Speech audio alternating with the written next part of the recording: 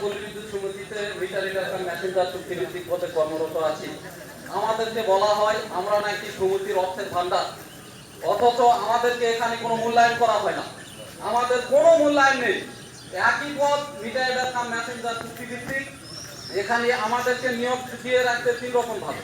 কিছু লোক রাখছে নিয়মিত, আবার কিছু লোক রাখছে আপনার হচ্ছে 3 বছর করে 9 বছরের চুক্তি, আবার নতুন ভাবে কিছু লোক নিয়োগ দিচ্ছে 1 বছরের চুক্তিতে। আরো আরবি যথারীতি আমাদের সাথে ভণ্ডামি শুরু করে দিচ্ছে। আমাদের প্রাণের 2টা দাবি, একেবারে প্রাণের দাবি, হাই এ টু জেড পর্যন্ত আমাদের প্রাণের সকলের দাবি। যারা আমরা চুক্তিভিত্তিক আছি আমাদের নিয়মিতকরণ করে নিতে হবে, আর অভিন্ন সার্ভিস কোড যেটা এটাও আমাদেরকে দিতে হবে। এক দেশে দুর্নীতি আমরা মানব না।